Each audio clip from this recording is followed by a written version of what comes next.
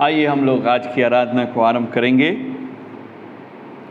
यहोवा का धन्यवाद करो, उससे प्रार्थना करो, देश देश के लोगों में उसके कामों का प्रचार करो, उसके लिए गीत गाओ, उसके लिए भजन गाओ और उसके सब आश्चर्य कर्मों पर ध्यान करो।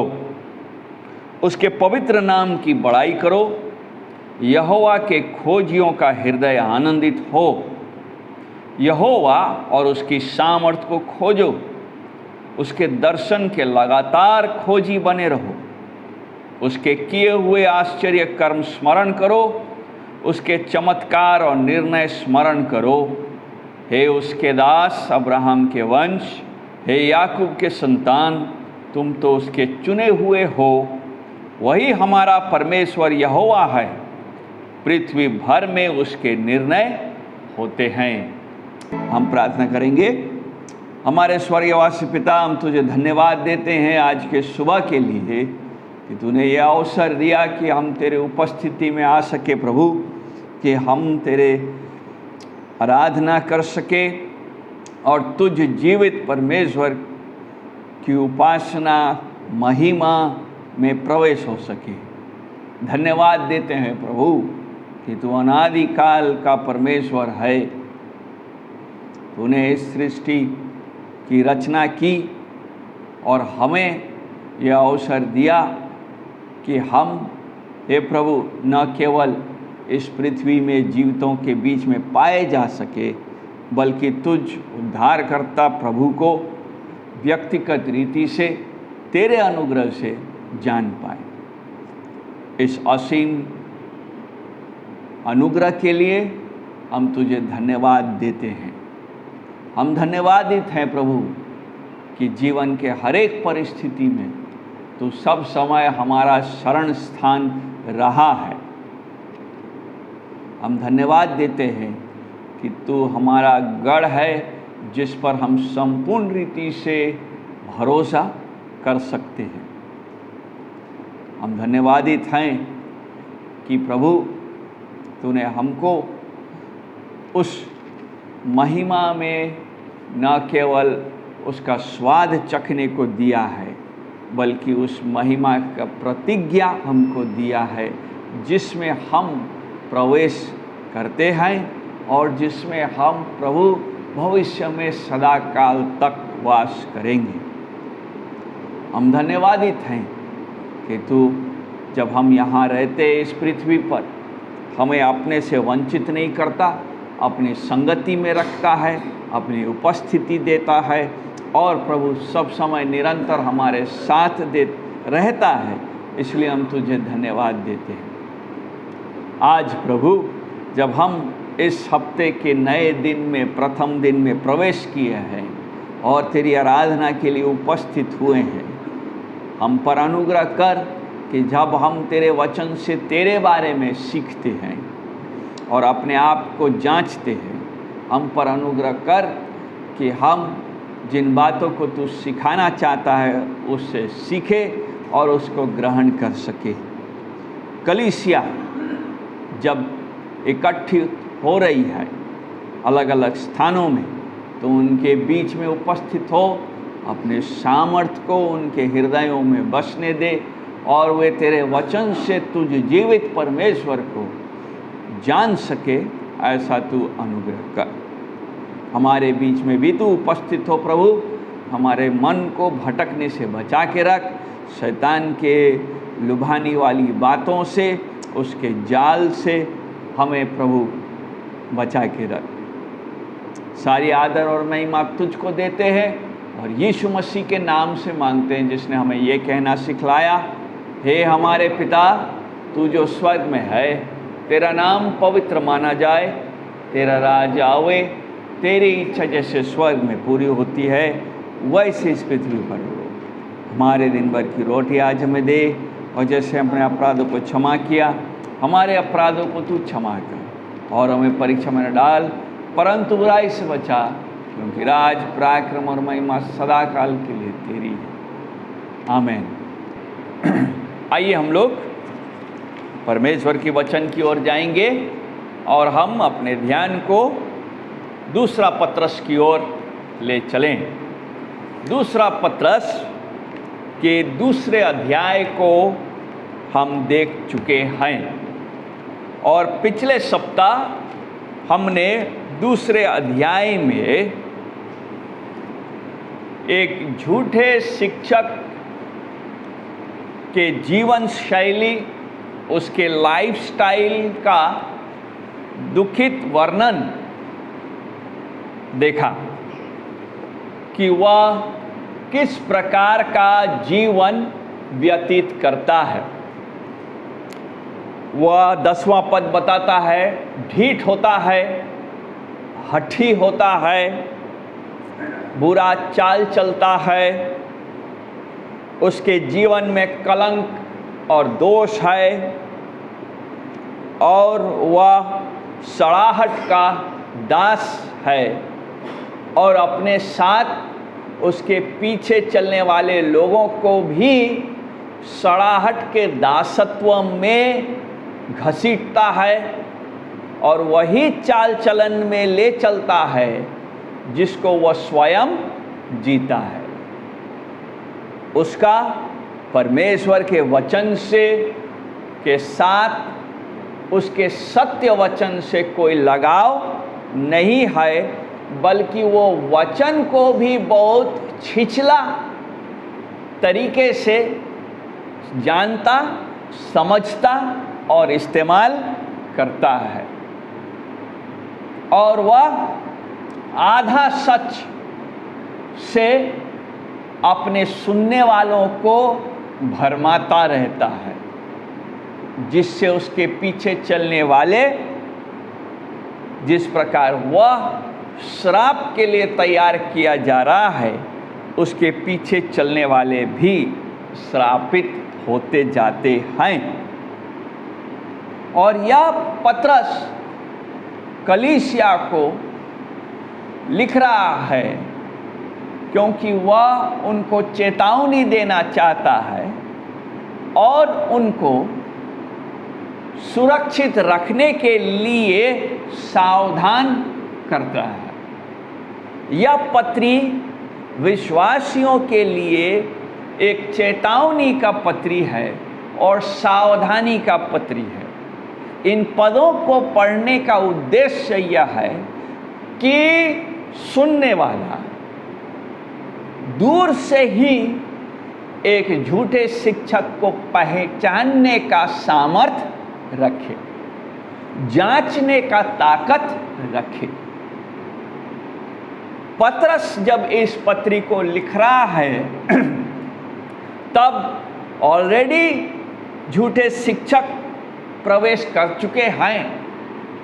पत्रस अपने जीवन के आखिरी क्षणों में है और मरने से पहले वह विश्वासियों को स्मरण और सावधान कराना चाहता है। इसीलिए आज जब हम तीसरे अध्याय में प्रवेश करते हैं तो वह अपना अध्याय को प्रियो कह करके संबोधित करता है। और आज के लिए हम खोलेंगे दूसरा पत्रस और उसके तीसरे अध्याय को। ये उसकी आखिरी अध्याय है और उसके 1 से 7 पद पर हम ध्यान देंगे।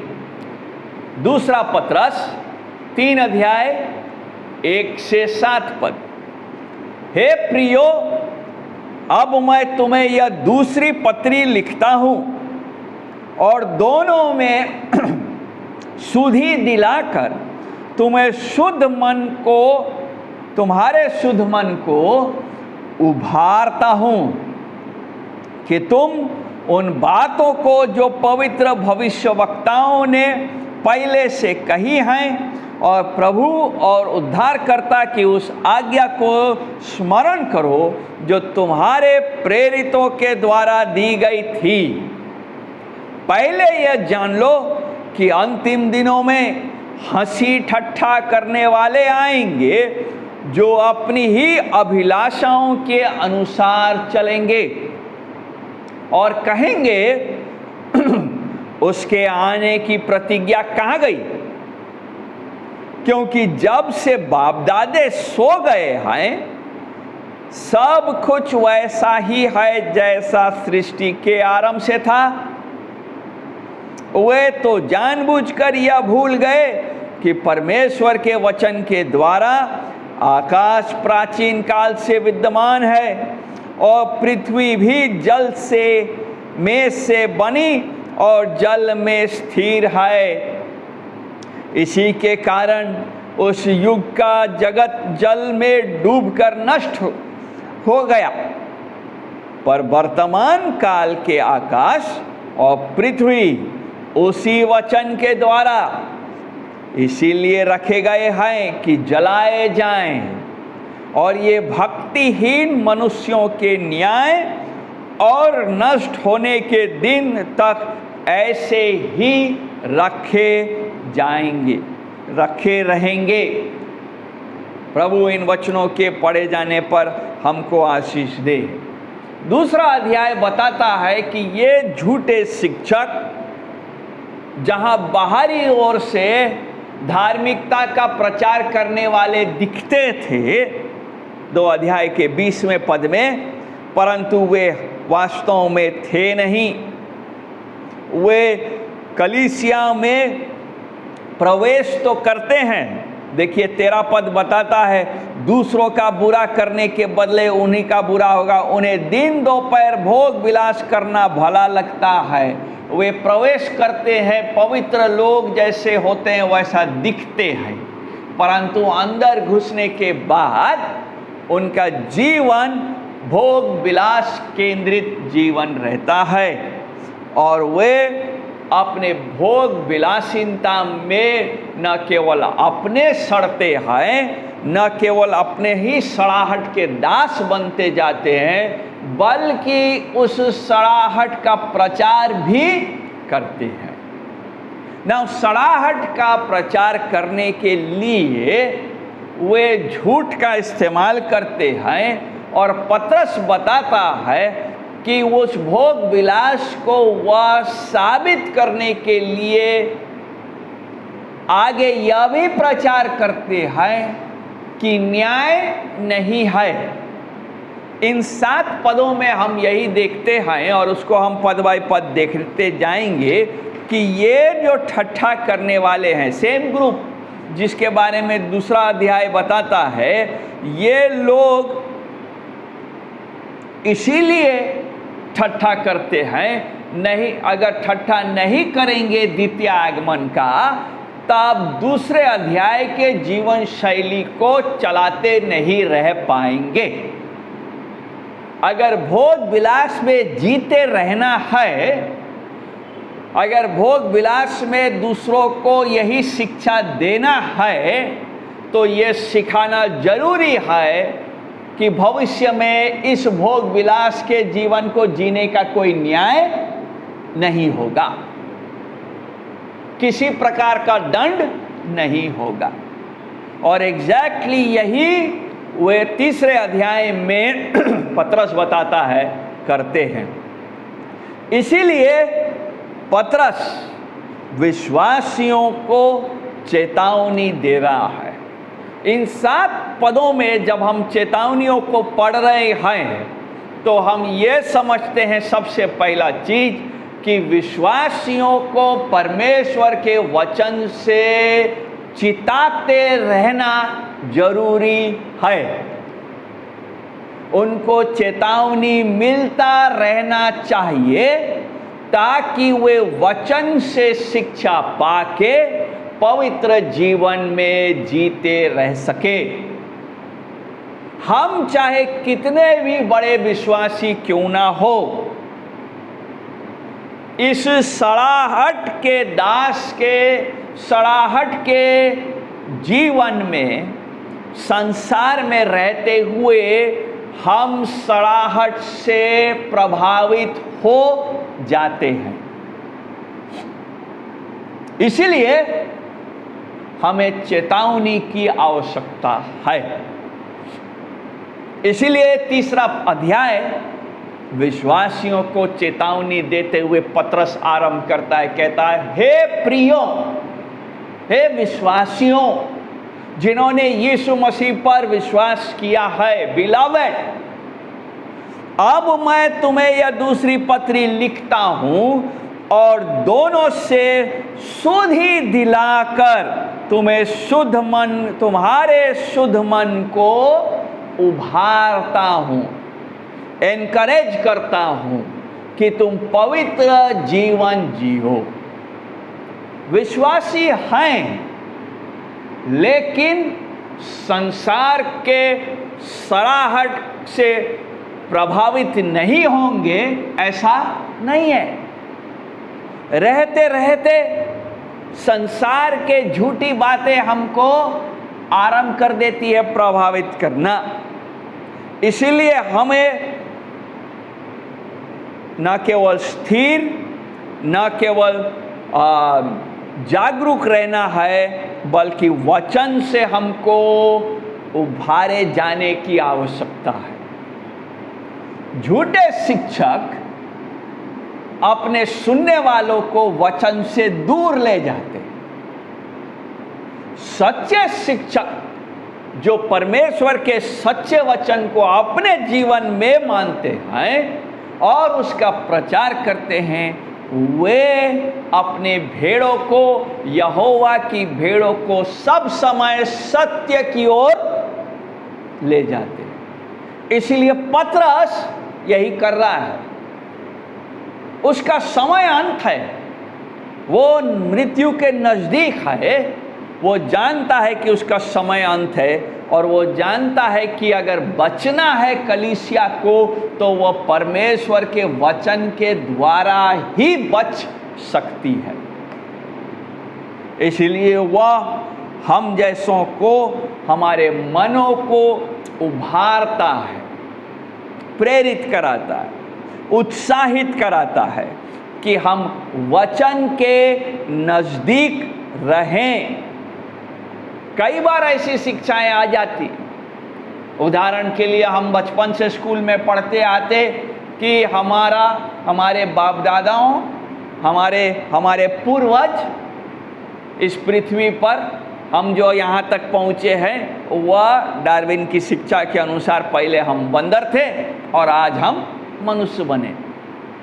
हो सकता है हम यह न माने कि हम बंदर थे, परंतु धीरे धीरे हमको बाइबल के सृष्टि पर, बाइबल के सृष्टि के तरीके पर शक होने लगता है कि कैसे 6 दिन में सारा चीज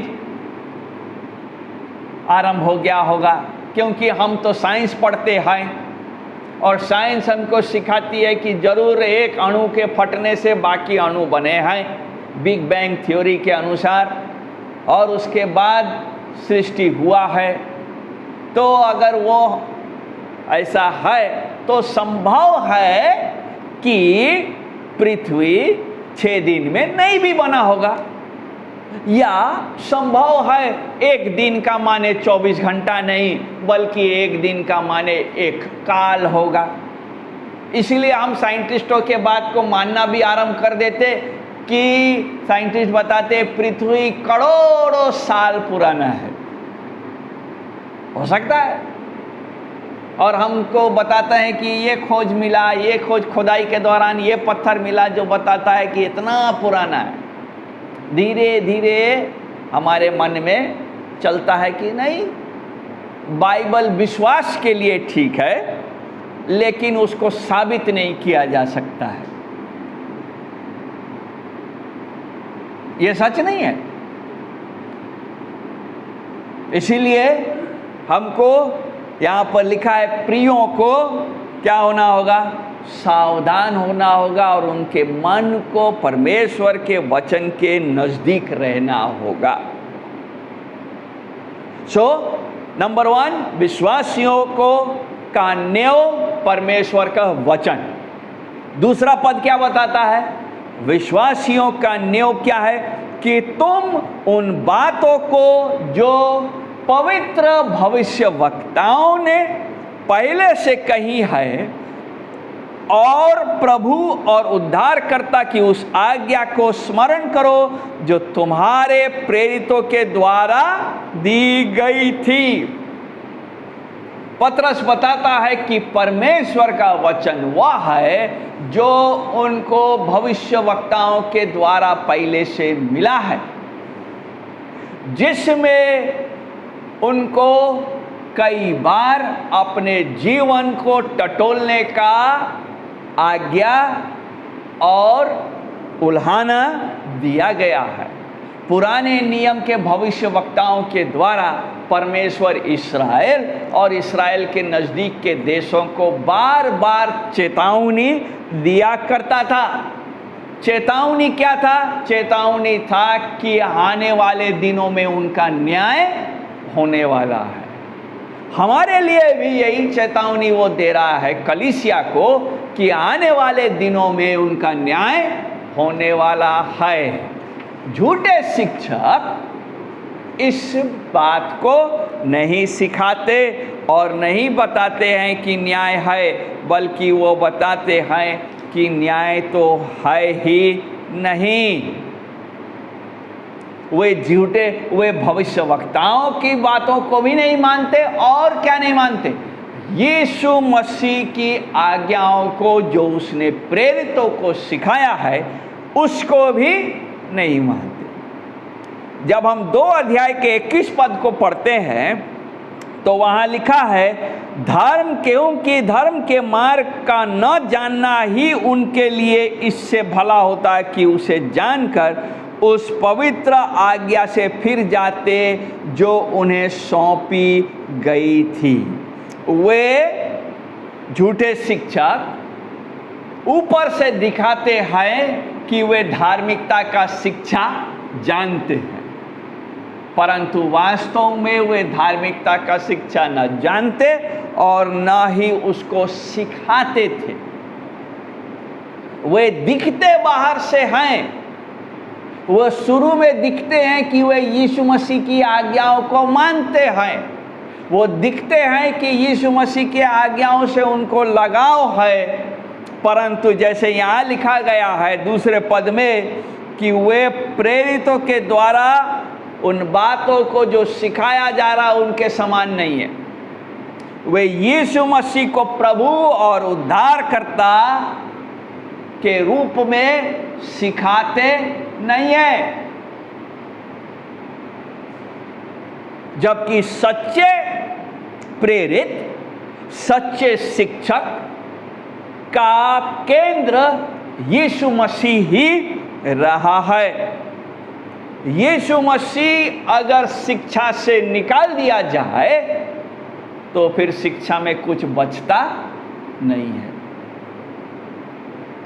ये झूठे शिक्षक अपने भोग विलास की शिक्षा को आगे बढ़ाने के लिए सुसमाचार केंद्रित शिक्षा कभी नहीं देते थे। वे सब समय केवल उस जीवन शैली का प्रचार करते जिससे उनको आराम, उनको आशीष, बाहरी सांसारिक आशीष मिल सके। जब हम अपने टेलीविज़न खोलते हैं और यूट्यूब खोलते हैं तो कई ऐसे प्रचारकों को भी सुनते हैं जिनका केंद्र यीशु मसीह और यीशु मसीह के उद्धार और पाप के पश्चाताप का प्रचार नहीं है, बल्कि वह हमारे भोग के, हमारे आशीषों के, हमारे आराम की बातों का ही प्रचार करते हैं कि कैसे हम आशीष पाते रह सकेंगे, कैसे हम सुखदायी जीवन जी सकेंगे, कैसे हमारे जीवन में संकट ना हो, कैसे हम और अधिक भोग अपने जीवन में कर सकें। ऐसे लोगों को पतरस 3 पद में कहता है ये लोग ठट्ठा करने वालों में है, मॉक करने वाले, मॉकर्स बोलते हैं इसको। वे झूठे हैं। आइए 3 और 4 पद में जाते हैं। क्या लिखा है वहाँ पर? वहाँ लिखा है कि पहले ये जान लो कि अंतिम दिनों में हंसी ठट्ठा करने वाले आएंगे। क्या करेंगे? ये जो अपनी ही अभिलाषाओं के अनुसार चलेंगे और कहेंगे कि उसके आने की प्रतिज्ञा कहाँ गई, और कहेंगे क्योंकि जब से बाप दादे सो गए हैं सब कुछ वैसा ही है जैसा सृष्टि के आरंभ से था। ये झूठे शिक्षक का बैज नहीं लगाते, लेकिन इनके प्रचार से समझा जा सकता है कि वे सच्चे हैं या नहीं। क्या कह रहे हैं? वो कह रहे हैं कि कहाँ यीशु मसीह का आना तो मालूम नहीं हम लोग को, और हम जानते भी नहीं कि यीशु मसीह आएगा भी कि नहीं। इसीलिए जैसा हम जी रहे हैं वैसे ही आनंद के साथ, मजा के साथ, भोग विलास में हम जीते रहें। उनके उसमें एक बात है, वो कह रहे हैं क्योंकि जब से बाप दादे सो गए हैं, अर्थात वो एक ऐसे पृष्ठभूमि से, ऐसे बैकग्राउंड से आ रहे हैं जिसमें वो जानते हैं कुछ कुछ सच्चाइयों को, कि विश्वासी प्रभु यीशु मसीह में मरते नहीं बल्कि सोते हैं। वे ऊपरी रीति से दिखाते हैं कि उनका प्रचार मसीही प्रचार है, परंतु वास्तव में वे मसीह पर, मसीह के उद्धार पर, मसीह के द्वितीय आगमन पर विश्वास करते ही नहीं है। ऐसे कई विश्वासी मिलते हैं जो बोला वो सब तो मालूम नहीं, हाँ मानते हैं यीशु मसीह को अब, लेकिन ये जानते नहीं कि वो आएगा भी कि नहीं है। अगर यीशु मसीह आ नहीं रहा तो पौलुस कह रहा है तब तो हमारा प्रचार करना व्यर्थ है, बेकार हो जाएगा। तब इसका माने सारा सुसमाचार धरा का धरा रह जाए। तब हमारे लिए क्या आशा है फिर? और अगर आशा है ही नहीं, आशाहीन जीवन हम व्यतीत कर रहे हैं, तो हम जैसा मन करे जी सकते हैं। ये ठट्ठा करने वालों का यही शिक्षा है। इसीलिए पतरस विश्वासियों को कहता है 3 पद का आरंभ में कि पहले ये जान लो। ये महत्वपूर्ण बात है पतरस के लिए, और ये कलीसिया के लिए भी महत्वपूर्ण बात है। कलीसिया जब इकट्ठित हो रही है, इकट्ठी होती है, एक जगह आती है, तो उनको इस बात से और ताज्जुब नहीं होना चाहिए कि अरे ऐसा ऐसा प्रचार भी सुनने मिल रहा है, ऐसा देखिए कैसा बोल दिया। अरे बताया गया है, यह जान लो कि अंत के दिन में ऐसे झूठे शिक्षक होंगे जो यीशु मसीह के आने का ठट्ठा करेंगे। परंतु बाइबल हमको सिखाती है कि यीशु मसीह का आना तय है। जब पहला थेसलोनिकी 4 अध्याय के 15 पद को पढ़ते हैं तो हम देखते हैं कि कलीसिया कैसे यीशु मसीह के द्वितीय आगमन का इंतजार कर रही है। लेकिन पतरस के समय काल तक में कुछ कुछ लोगों को लगा कि अरे इतना देर इंतजार किया, अभी तक कुछ नहीं हुआ, अभी तक कुछ नहीं हुआ। तो झूठे शिक्षक ऐसे लोगों के विचारों पर खेलना आरंभ करते हैं। बोला वही तो हम कह रहे हैं कि अभी तक तो कुछ हुआ ही नहीं है, और अगर अभी तक कुछ हुआ नहीं है का माने है कि भविष्य में भी कुछ नहीं होगा। ऐसा क्या है जो झूठे शिक्षक अपने शिक्षाओं में सफल हो जाते हैं? लोगों को अहेर कर लेते हैं, लोगों को भरमा देते हैं। क्यों हो पाता है? क्योंकि कलीसिया के विश्वासी परमेश्वर के वचन को संपूर्णता से नहीं जानते। उनका अपना अधूरा ज्ञान ही उनके अपने डूबने का कारण बन जाता है। इसीलिए पतरस उनको चेतावनी और उनके मन को उभारता है। अगर हम सुदृढ़ जीवन जीना चाहते हैं तो हमको परमेश्वर के वचन को पढ़ना होगा। और परमेश्वर के वचन को हम केवल जनवरी भर ही खाली पढ़ेंगे नहीं होगा, क्योंकि अधिकांश कलीसिया के विश्वासी जनवरी में यह तय करते हैं कि वे पूरे साल बाइबल को पढ़ेंगे और फरवरी आते आते उनका साल खत्म हो जाता है। बस उतना ही, 60 दिन में कंप्लीट बाइबल, जितना पढ़ा सो पढ़ा। उसके बाद क्या है? मार्च एंडिंग का तैयारी, उसके बाद नौकरी का, उसके बाद घर का, उसके बाद बच्चों का परीक्षा, और ये लगा रहता है। फिर होश आएगा दिसंबर,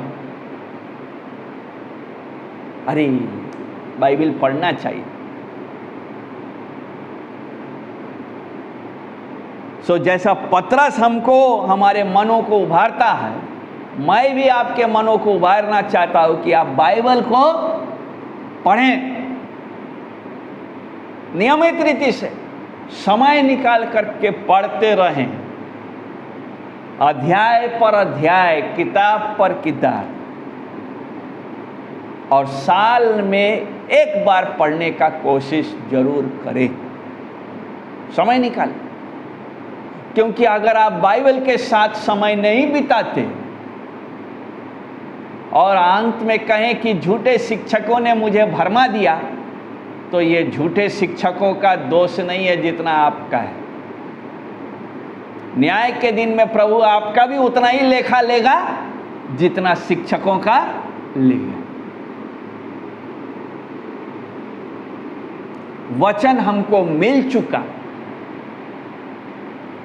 हमने उसका क्या किया, इसका लेखा हमको देना होगा। उन्होंने क्या सिखा दिया? उन्होंने सिखाया, अरे कोई न्यायवाय नहीं है। क्यों सिखाया ऐसा? वहां लिखा है, क्योंकि वे अपनी ही अभिलाषाओं के अनुसार चलेंगे। जब शिक्षक अपने अनुसार अपने अभिलाषाओं को पूरा करना चाहेगा या विश्वासी अपने अभिलाषाओं को पूरा करना चाहेगा, तो वह यीशु मसीह के न्याय को नहीं स्वीकार करेगा। और कई बार हम भी ऐसा ही करते हैं। हम अपने अभिलाषी जीवन को जीने के लिए यही अपने आप को समझाते हैं, तब का तब देखा जाएगा, यहाँ कोई नहीं है, चलो जो मन में आता करते हैं। न्याय अगर होगा भी तो तब हम उसको क्या कर लेंगे? संभाल लेंगे।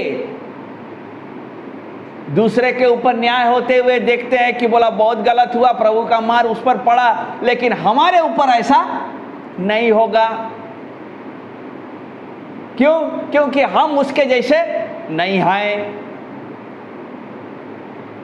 ठट्ठा करने वाले यही सोचते चलते हैं, कहाँ परमेश्वर, कहाँ द्वितीय आगमन, कहाँ न्याय, कुछ नहीं मालूम है। अरे सच में कुछ नहीं मालूम है? 5 और 6 पद किसके बारे में है? फिर तो परमेश्वर ने न्याय किया, परमेश्वर में पृथ्वी में हस्तक्षेप किया, अपने वचन से किया जिसको उसने हमको दिया है, उसके बारे में देखेंगे। लेकिन क्योंकि पीछे चलने वाले लोग को उतना ज्ञान नहीं है, तो वो बोलते हो सकता है भाई सच में किसने देखा भविष्य को? हो सकता प्रभु नहीं आए। वो इसलिए ठट्ठा करते नंबर 1 क्योंकि वे अपने अभिलाषा के अनुसार जीना चाहते। दूसरा, वो ठट्ठा करके अपने ऊपर बड़ा दंड लाते हैं। हमको सावधान रहना चाहिए।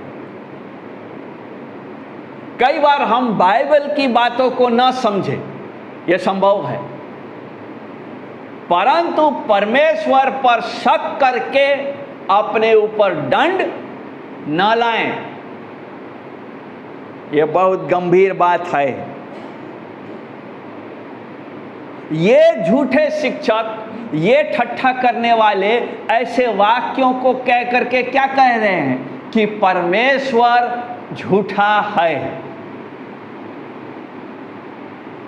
भाइयों बहनों, परमेश्वर झूठा नहीं है। और ऐसा हम गलती ना करें कि अपने होठों से ऐसे वाक्यों को ना निकाले जो परमेश्वर के गुणों का सही से व्याख्या नहीं करता हो।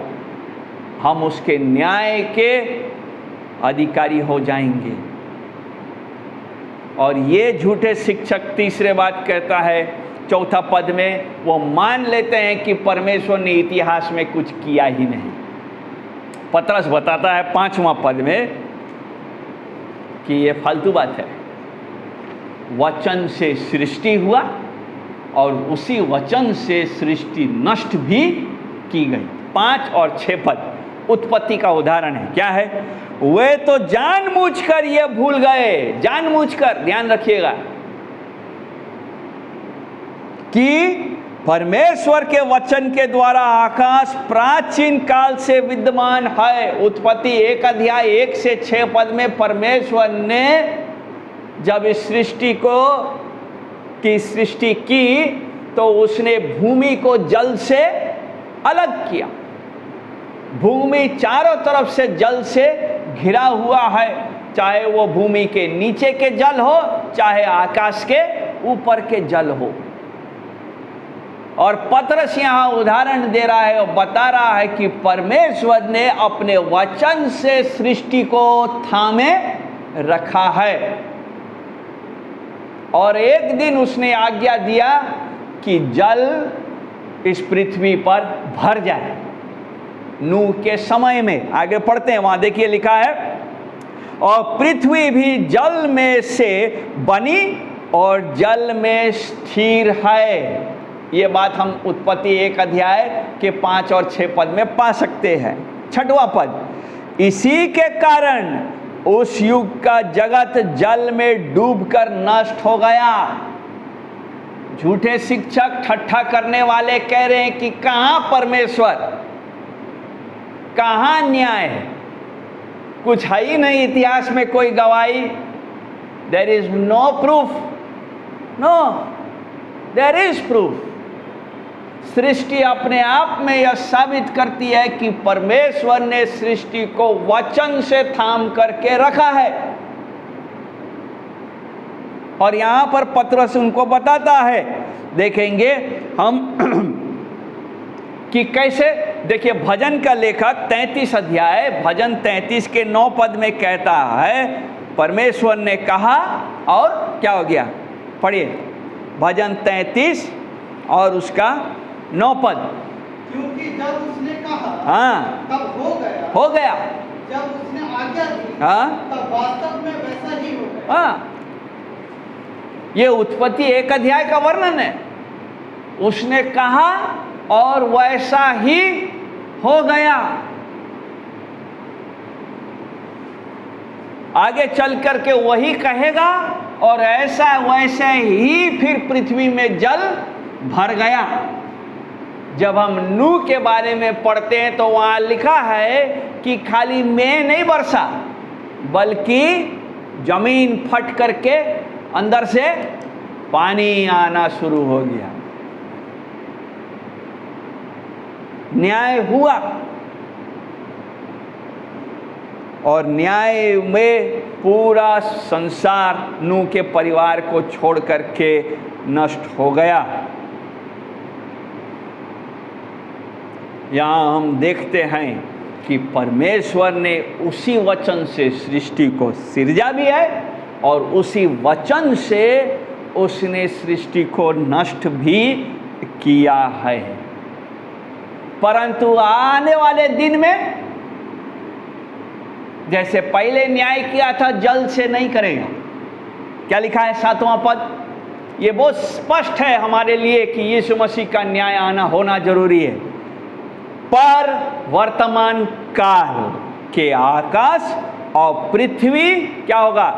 उसी वचन, वही वचन जो नूह के समय में दिया गया, वही वचन जिससे सृष्टि हुआ था, वही वचन, वही परमेश्वर क्या करेगा के द्वारा इसलिए रखे गए हैं कि इस बार आग से जलाए जाएं, आग से जलाए जाएं।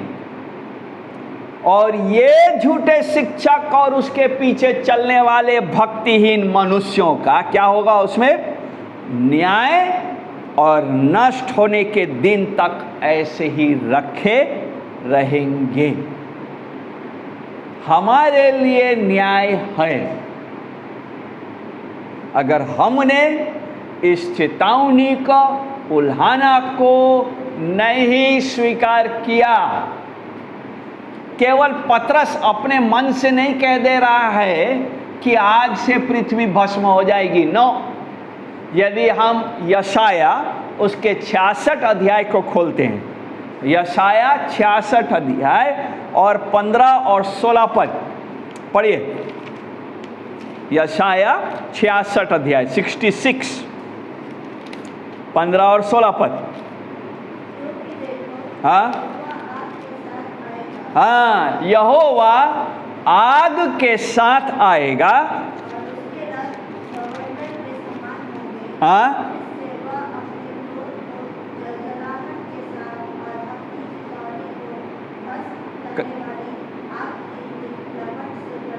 हाँ,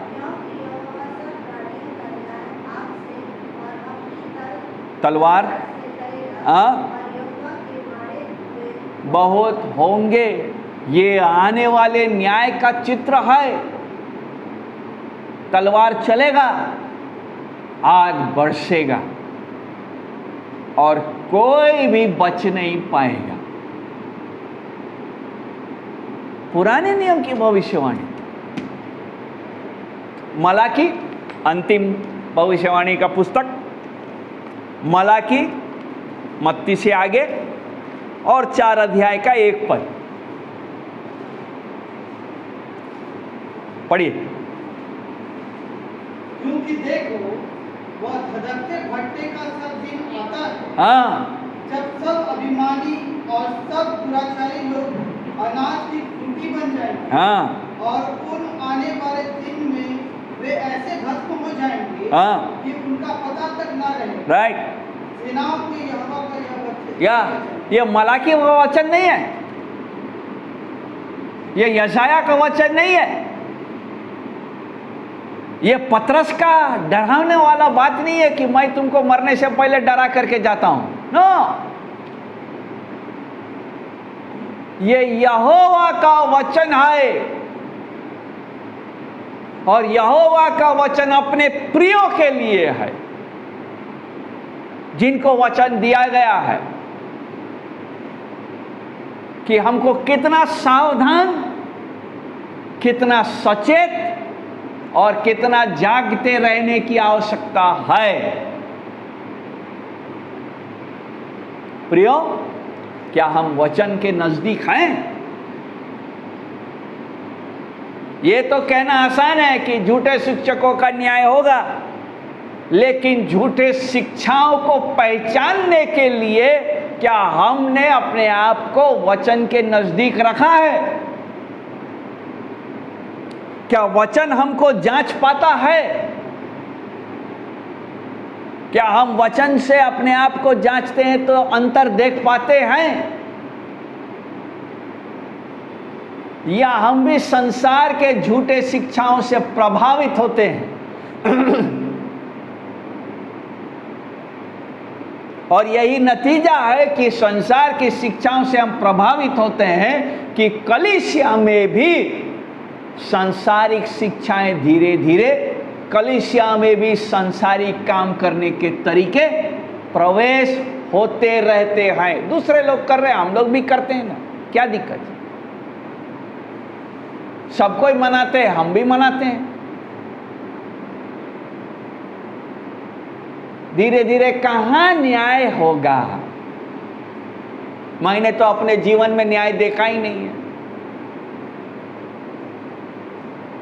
मैंने तो अपने जीवन में धनी आदमी को मरते हुए देखा कि वो धन में परिपूर्ण होकर के ही मरा है। लाजर कह सकता था फाटक के सामने बैठ करके बोला, अरे उसका तो सब कुछ हुआ है, कोई फर्क नहीं पड़ा। परमेश्वर का न्याय है, हम ये भूल ना करें इन ठट्ठा करने वालों के समान और कहें कि कहाँ प्रतिज्ञा कहाँ गई, और जब से सृष्टि का आरंभ हुआ वैसा ही चल रहा है। कलीसिया जागरूक रहे, सावधान रहे। प्रभु करे कि ये चेतावनी हमको उसके नजदीक लाए, उसके वचन के नजदीक लाए, ताकि वो जब आए तब हम तैयार पाए जाए। आइए हम लोग प्रार्थना करेंगे और फिर प्रभु की मेज की ओर जाएंगे। प्रभु जी, धन्यवाद देते हैं तेरे वचन के लिए। धन्यवादित है, तेरा वचन हमको स्पष्ट रीति से सिखाता है कि तेरा आना निकट है। और जब हम तेरे आने के निकटता को देखते हैं और समझते हैं, तो यह जानते हैं और अपने जीवन को देखते हैं तो समझते हैं कि हम वैसे तैयार नहीं हैं। जैसे हमारी तैयारी होनी चाहिए वैसी नहीं है। हम पर दया कर कि जितने दिन तूने हमें इस पृथ्वी पर दिया है, हम तेरे वचन के नज़दीक आते रह सके, इसके अनुसार इसकी आज्ञाओं को अपने हृदय में रखें और इसके अनुसार व्यवहारिक रीति से जीवन चलाते रह सके। ऐसा तू अनुग्रह कर। यीशु मसीह के नाम से मांगते हैं, आमीन।